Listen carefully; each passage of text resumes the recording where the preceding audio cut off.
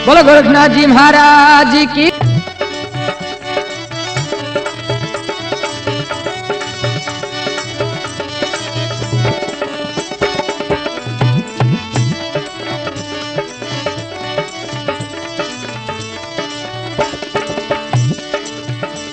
अरे बोले योगी कहाँ गिराई,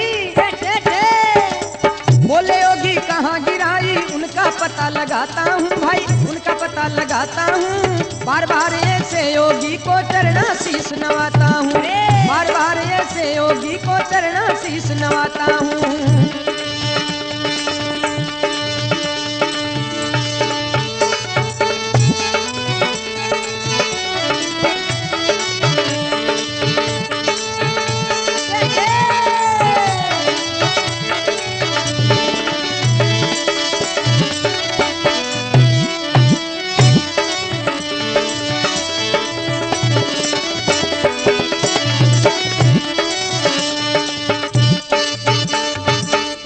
गोरखनाथ जी महाराज की जय हो। केन लाग जा ब्राह्मणी आई के वैसा कहे महाराज मारे एक पाड़ोस ने हाँ मैं इकन गई जी की टाइम थे मन बबूती देर गया हाँ और मन के बाबो पाखंडी है हाँ बाबू यार भी है था के बारे मन भड़काई क्यों हाँ कांटी और मैं भी भस्मी ने भगा दी क्यों। हाँ के बोले योगी कहाँ गिराई उनका पता लगाता हूँ। तुरंत हे ब्राह्मणी माता बता तो श्री भगाई कठे। हाँ अभी उठा तो बतावे। अब आ ब्राह्मणी मच्छंद्र जी ने जेठे वो गोबर को ढेर हो गया को गोबर बीकन ले जा के महाराज में तो 8 बगाई अटे बगाई सा। अब मच्छिंद्र नाथ जी आवाज लगावे बैठे और के बात बड़े सा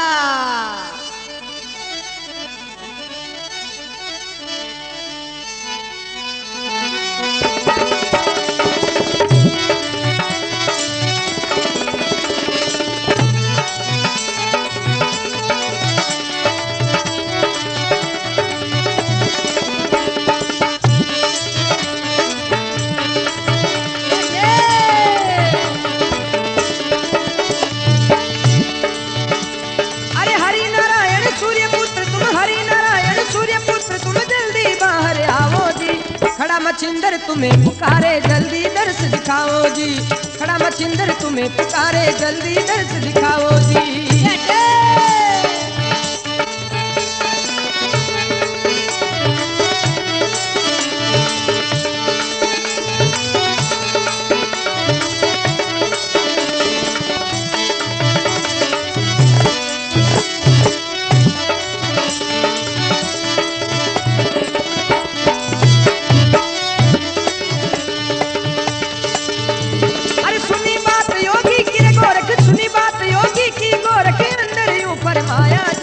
बाहर निकलना मुश्किल हो रहा कूड़ा सिर पर छाया जी, बाहर निकलना मुश्किल हो रहा कूड़ा सिर पर छाया जी।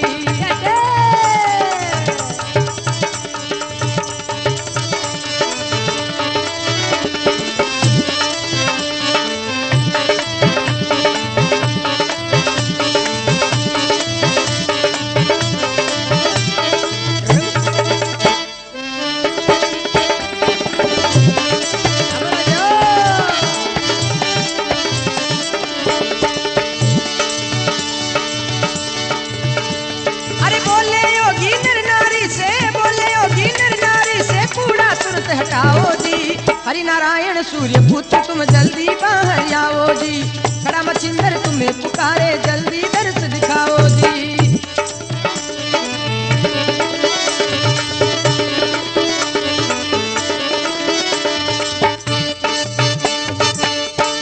बोलो गोरखनाथ जी महाराज की जय हो। के वे आई के वैसा मच्छिंद्र नाथ जी आवाज लगाया गोरखनाथ जी ने। हाँ महाराजा के हरि नारायण सूर्य पुत्र तुम जल्दी बाहर आओ जी। हाँ अरे खड़ा मच्छिंदर तुम्हें पुकारे जल्दी दर्श दिखाओ जी। क्यों रे गोरखिया अटकाई करे बड़े बड़े के सुनी बात योगी की गोरख के अंदर यूं फरमाया जी महाराज 12 साल हूँ बैठे माय नहीं गोरखनाथ जी महाराज दबेड़ा पड़या के बाहर निकलना मुश्किल हो रहा कूड़ा सिर पर छाया जी। हाँ के बोले योगी नर नारी से कूड़ा तुरंत हटाओ जी, जल्दी उठाओ क्यों। अरे खड़ा मच्छिंदर तुम्हें पुकारे जल्दी दर्श दिखाओ जी। मच्छिंद्र नाथ जी भी ब्राह्मण और ब्राह्मणी ने लगा के बेगो से प्रावण ने करो क्यों। हाँ कचरो उठाओ तो कई बात बने आगे यही जानी दे सा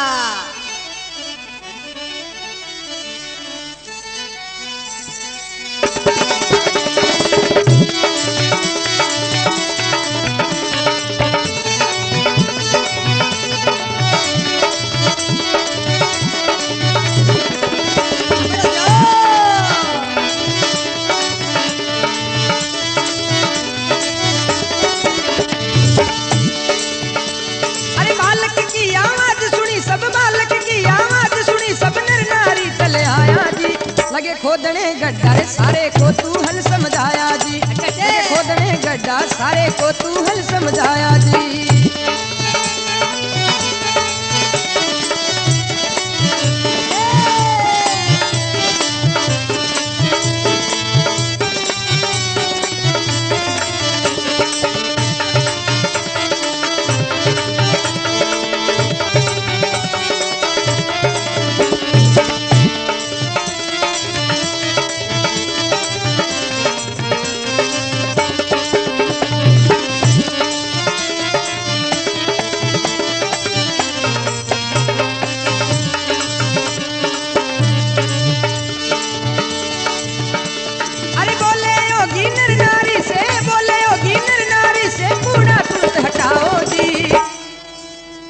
खड़ा मछिंदर तुम्हें पुकारे जल्दी दर्श दिखाओ जी।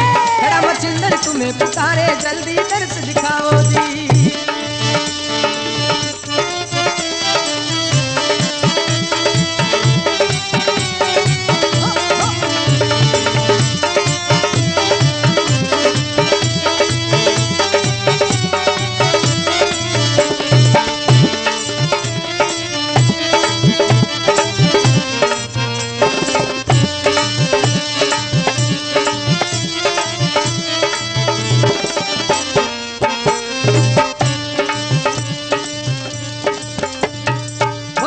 जी महाराज की जय हो। के वे आई कैसा के सुनी बात योगी की गोरख अंदर यूं फरमाया जी। हाँ के बाहर निकलना मुश्किल हो रहा कूड़ा सिर पे छाया जी। कचरो पड़े बाप जी ऊपर खेडू निकलू बारे अभी कचरे ने एका न हुए। हाँ सगलो गांव भेड़ो जावे के रे गोबर मुंह बालक की आवाज आ रही है। हाँ के बालक की आवाज सुनी सब न नारी चल आया जी।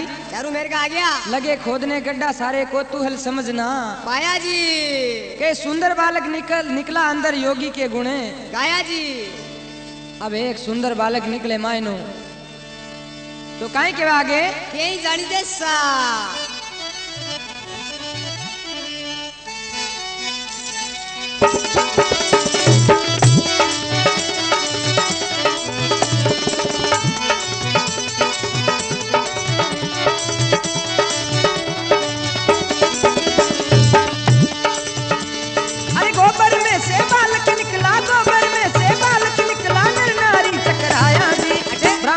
ब्राह्मणी दोनों मन माई पछताया जी।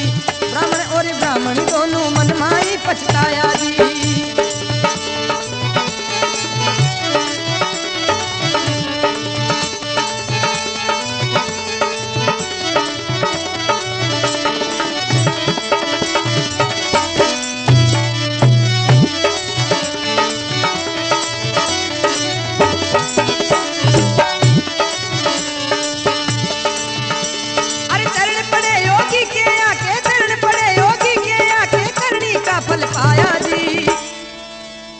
बारे बारे से योगी को चरना शीस नवाया जी।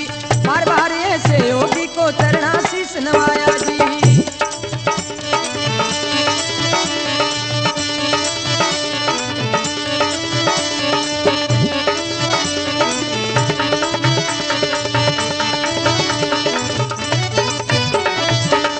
बोलो गोरखनाथ जी महाराज की जय हो। तो भाई सगला लोग बाग मिलर भी कूड़े करकट ने कान करे। हाँ सा और मायनो गोरखनाथ जी महाराज निकले देखो गटम सटम करता ही 12 वर्ष का वेड़ा। हाँ सा अब ब्राह्मण और ब्राह्मणी 12 वर्ष के बालक ने देखो इतना दुखी हुए कि देखो बाबा जी आपा ने बहुत ही देर गया और आपा ने कचरे में फेंक दी। आपनो बड़ो पापी कौन सीखियो आपा संसार में विश्वास नहीं करो बाबा पर की हो। हाँ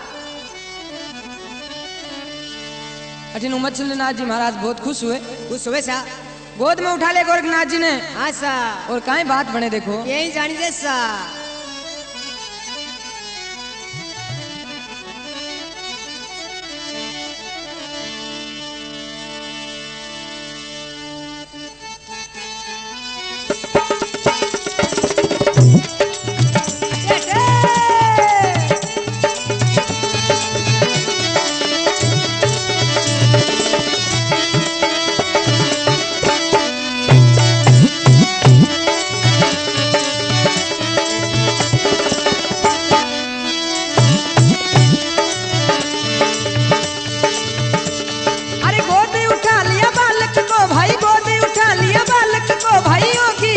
साया है गोबर माई जन्म हुआ तो गोरखनाथ कहाया है।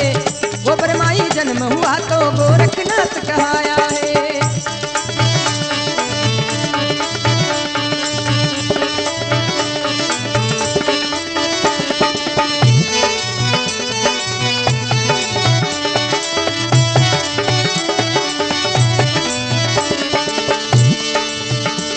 अरे बालक आंखें भर कर देखे शीश झुकाया जी बार बार ऐसे जोगी को चरना शीश नवावा जी। बार बार ऐसे जोगी को चरना शीश नवाऊं जी।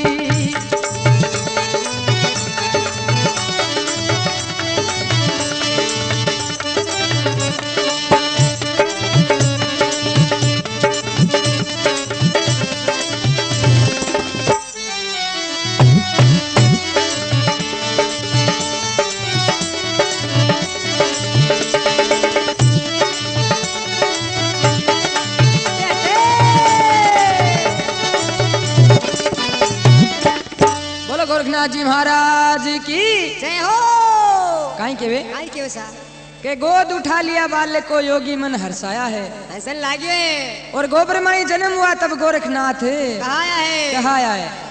तो गोरखनाथ जी महाराज रो जन्म ही वैसा के बालक आंखें भरकर देखे चरना शीश झुकाया जी। हाँ चरना में लिपट गए मच्छिंद्रनाथ जी के पगा पड़ जावे गोरखनाथ जी महाराज। हाँ सा के महाराज इतना सालों आर मन काढ़ो कचरों बारे की। हाँ 11 साल होगी 12 साल।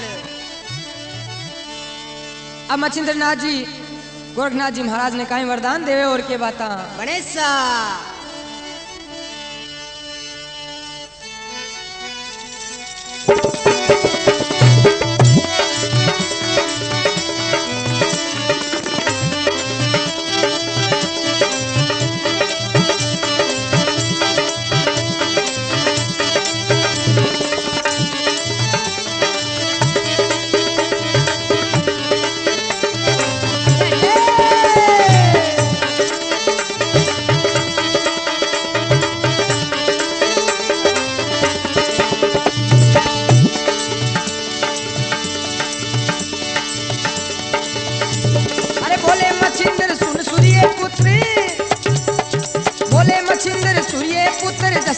भाई छाएगा वो जग में जस तेरा भाई छाएगा।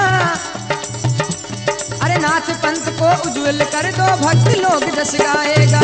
नाथ पंथ को उज्जवल कर दो भक्त लोग जस गाएगा।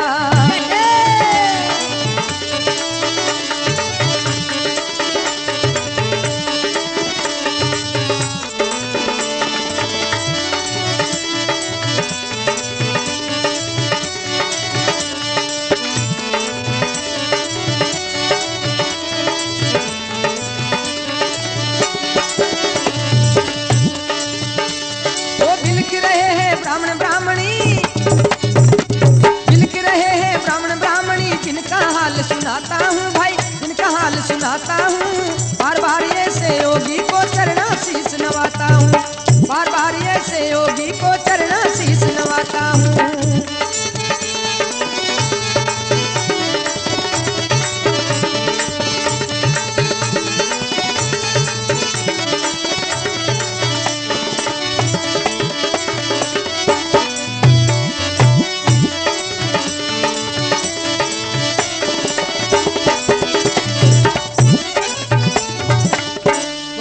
जी महाराज की जय हो।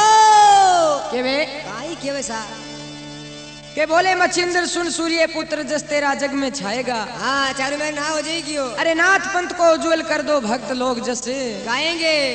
हे गोरखनाथ ई नाथ पंथ ने तू उज्जवल कर दे। हाँ त्यार दे। थारा भक्त जगह थारा जस गासी क्यों गुण गासी गुणगान करसी। अब अठिन भी लेक रहे ब्राह्मण ब्राह्मणी जिनका हाल सुनाता हूँ। हाँ मैं देखो मैं मारा गया। अरे बार बार ऐसे योगी को चरणाशीष झुकाता हूँ। अठिन ब्राह्मण और ब्राह्मणी दोनों उतर से आके आज भी बबूती नापा नहीं फेंकता। तो आपनो तो आपणू तो बेटो गोरखनाथ। आशा तो के वे आई के वैसा गोरखनाथ जी को रूप देख और ब्राह्मण ब्राह्मणी बड़ा दुखी हुए कि तो प्यारो बालक तो सुंदर बालक आपनो तो आज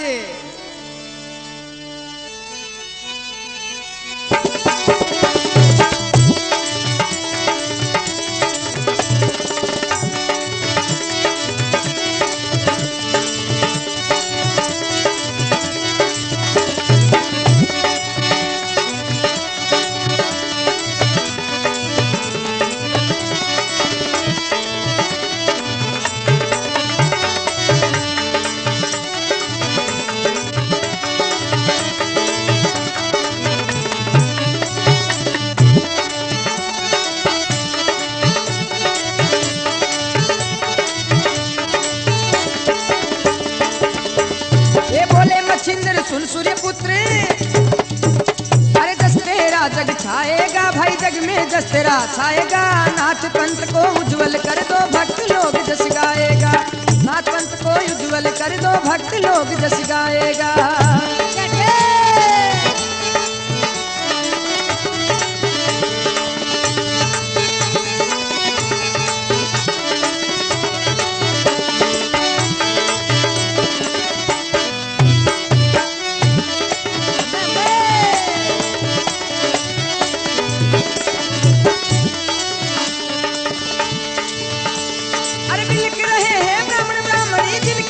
सुनाता हूँ मिलके रहे हैं ब्राह्मण ब्राह्मणी जिनका हाल सुनाता हूँ। बार बार ऐसे योगी को चरणाशीष नवाता हूँ।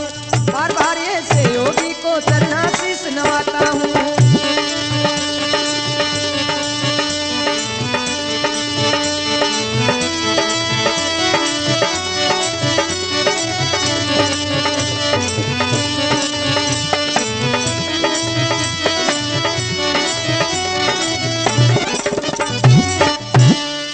गोरखनाथ जी महाराज की जय हो। के बोले मच्छिंद्र सुन सूर्य पुत्र जस तेरा छाएगा छाएगा। हे गोरखनाथ तू अमर हो जाएगा इस संसार में। हाँ और भक्ता रो उद्धार करके नाथ पंथ ने बढ़ा। हाँ और इरो उद्धार कर उज्जवल करके हो।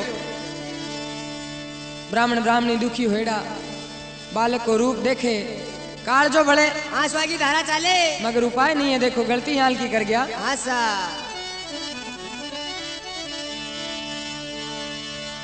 तो के वे आई के वैसा अरे रूप देख बालक रो ब्राह्मणी नैना नीर भरी रोवे जी।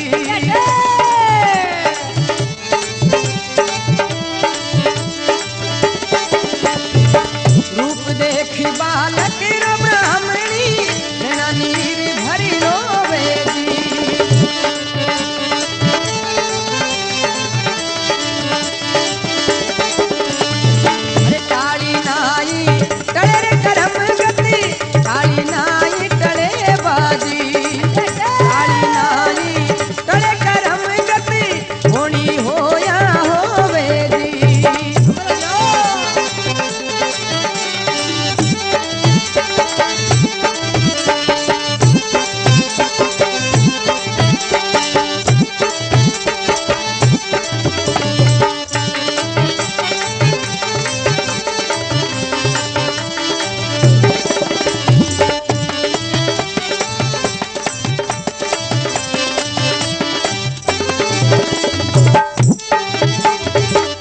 गोरखनाथ जी महाराज की जय हो। के वे आई के वैसा के रूप देख बालक को ब्राह्मणी नैना नीर भर रोवे जी। हाँ आंसुआ की धारा भेज आवे के टाली नाय टले कर्म गति होनी हुए सो ओए विधाता का क्यों याल का लेख लिखेड़ा हाँ वे माता कर दियो क्यों यान कोई के विधना के है आज कर्म गति इन बिन कुछ नहीं पाता जी।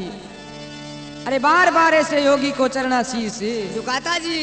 कर्मा में अगर की नहीं लिखेड़ो होवे तो की नहीं मिले सा। हाँ सा कर्मा में लिखेड़ो ही मिले की तो दुख कर लियो चाहे की ताई ताफड़ा तोड़ लियो क्यों तो ही कर लियो सा तो केवे आई केवे सा। अरे योगी बोले सुनो हे माता ईश्वर के गुण गावो जी।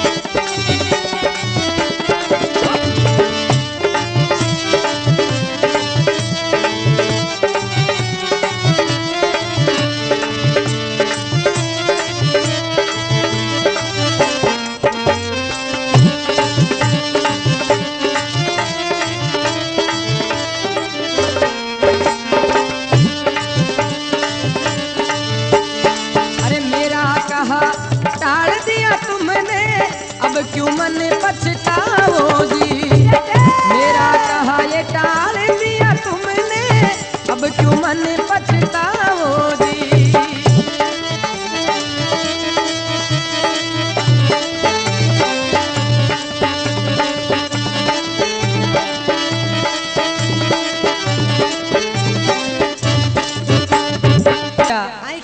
मच्छिंद्र नाथ जी भी ब्राह्मण ने कहे योगी बोले सुन हे माता ईश्वर के गुण गाओ जी। हाँ राम जी रो नाम लो क्यों अब तो भगवान रो नाम लो सा। लिखा नहीं है भाग में पुत्र मतना नीर बहाव जी। तुम्हारे भाग्य में औलाद का सुख नहीं है इसलिए फालतू में व्यर्थ में बेकार में ये नीर मत बहाओ। हाँ पानी मत चलाओ। कि मेरा कहा टाल दिया तुमने अब क्यों मन पछताया जी। हाँ मारो पहली केडो मान लियो तो और बार बार ऐसे जोगी को चरना शीश झुकाओ जी। तो केवे आई केवे सा। अरे ले बालक गोरख संग योगी ले बालक गोरख संग योगी जगन्नाथ को जाया जी।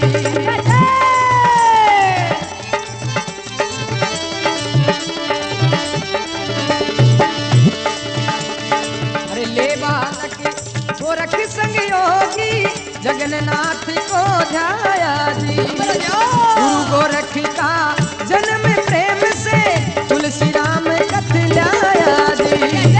गुरु गोरख का जन्म प्रेम से तुलसी राम कथलाया जी।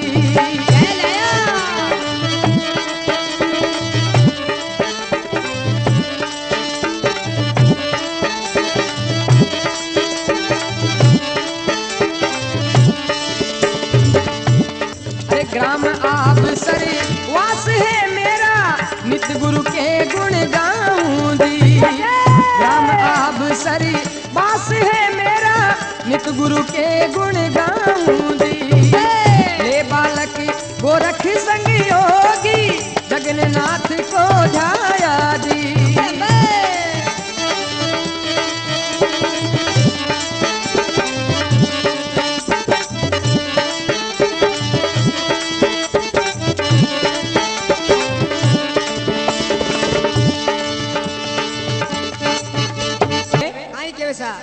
बालक गोरख संग योगी जगन्नाथ को दया जी। दया जी। अब मच्छिंद्र नाथ जी गोरखनाथ जी महाराज ना आपका चेला मूंड लेवे हाँ सा। और सागर ले रवाना हो जाए सीधा जगन्नाथपुरी जावे। हाँ। के गुरु गोरख का जन्म प्रेम से तुलसी राम कथा आया जी। आया आया। अरे ग्राम आप सरबास है मेरा निज गुरु के गुणे गाया जी। गाया जी। तो केवे आई केसा। अरे गुरु गोरख रे मच्छिंद्र योगी जिनकी कथा मैं सुनाऊं जी। अरे गुरु गोरख रे मच्छिंद्र योगी जिनकी कथा मैं सुनाऊं जी। निधि उठ ध्यान धरूं रे योगी का चरणाशीष नवाऊं जी।